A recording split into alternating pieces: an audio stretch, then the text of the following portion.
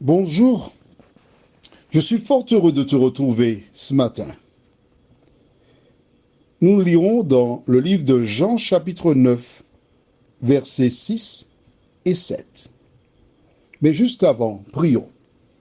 Notre Seigneur et notre Dieu, combien nous sommes heureux de te retrouver, de nous tenir à tes pieds ce matin et te dire merci. Merci pour la vie. Merci pour le bonheur de te connaître. Merci pour le pardon de nos péchés et la vie éternelle que tu accordes à tous tes enfants. Seigneur, alors que nous ouvrirons le Saint-Livre, que le Saint-Esprit continue de nous éclairer, nous garder, au nom de Jésus et pour ta gloire éternelle. Amen. Nous lisons donc dans Jean chapitre 9, versets 6 et 7. Après avoir dit cela, il cracha à terre et fit de la boue avec sa salive. Puis il appliqua cette boue sous les yeux de l'aveugle et lui dit, va et lave-toi au réservoir de Siloé, nom qui signifie envoyé. Il y alla, se lava et s'en retourna, voyant clair. Tu te rappelles, hier, nous avons vu cet homme né aveugle qui probablement se tenait à l'angle d'une rue, comptant sur l'empathie, l'amour, le regard bienveillant des passants. Et tandis qu'il se trouvait là, quelque chose se passerait dans sa vie. Exactement comme toi. Tu t'es réveillé ce matin, comme d'habitude. Certains prennent le café à leur réveil. D'autres grillent une cigarette. Jusqu'à ce qu'un ami ou une amie, mais une personne qui t'aime, t'ait envoyé cet audio. Et il y a quelque chose dans cet audio qui t'a interpellé. Tu étais à 1000 lieues d'imaginer que tu recevrais cela aujourd'hui.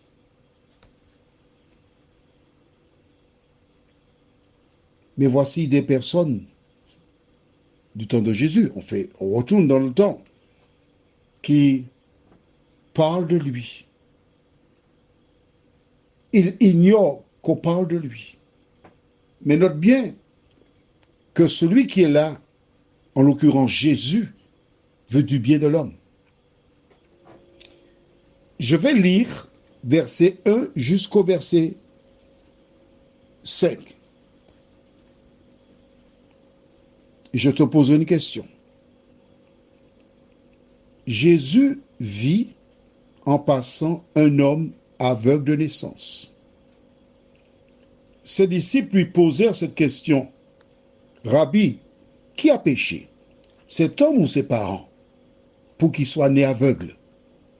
Jésus répondit, ce n'est pas que lui ou ses parents aient péché, mais c'est afin que les œuvres de Dieu soient manifestées en lui. Il faut que je fasse, tandis qu'il est jour, les œuvres de celui qui m'a envoyé. La nuit vient où personne ne peut travailler. C'est tout. Verset 5. Pendant que je suis dans le monde, je suis la lumière du monde. Jésus est la lumière du monde. Tu te rappelles, on avait vu cela. Une grande lumière avec David Vincent, je t'avais parlé de ça. Tu te rappelles pas? Oh non, Mais si, fais un effort. S'il te plaît, fais un effort. Ils ont parlé. Est-ce que l'homme a demandé quelque chose à Jésus? Tu as 2 secondes, pas plus. 1, 2. A-t-il demandé quelque chose à Jésus? Il n'a rien demandé. Jésus va vers lui. Jésus crache au sol. Il fit de la boue avec sa salive. Puis il appliqua cette boue sur les yeux de l'aveugle. Essayez d'imaginer, l'homme est assis là tranquillement. Et puis voici quelqu'un qui vient. Elle ne lui dit pas ce qu'elle fait. Elle passe quelque chose sur ses yeux. Il reste là, tranquille. Que se passe-t-il? L'homme a passé la boue sur les yeux. L'homme se laisse faire. Et lui dit, va et lave-toi au réservoir de Siloé, nom qui signifie envoyé. Il y alla, se lava et s'en retourna, voyant clair. Imagine. Imagine seulement que l'homme dise, qui est là? Qu'est-ce que tu fais? Qu'est-ce que tu passes sur mes yeux là? Qui es-tu? Je ne te connais pas. Ne me touche pas. Parce que Jésus n'a pas dit à l'homme ce qu'il fait. Et quand il a fini, il lui dit, va à Siloé. Lave-toi les yeux. Moi? Pourquoi? Qui es-tu? Je suis Jésus. Jésus? Celui qui fait des miracles? Et pourquoi tu ne fais pas ça pour moi une fois pour toutes? Tu m'envoies jusqu'à Siloé pour laver mes yeux. Mais non. Mais non. Je suis aveugle, je ne vois pas bien. Comment vais-je trouver la route pour aller jusqu'à Siloé? Non, non, non, non. Tu es là. Fais ça comme ça pour moi. Cet homme, s'il avait dit cela, il te ressemblerait. Enfin, ouais, mais si. Tu as ta manière de voir, ta manière de faire. J'aurais aimé faire ça comme ça. Mais cet homme, il ne se pose pas de questions. Il se contente d'obéir à la voix de Dieu. J'ai appelé une dame. Elle est de passage. Elle est venue déménager la demeure de sa fille.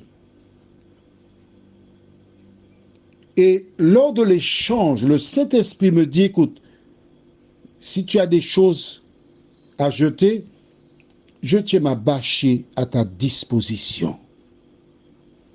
Je viendrai mercredi, je vais récupérer le tout et j'irai jeter pour toi.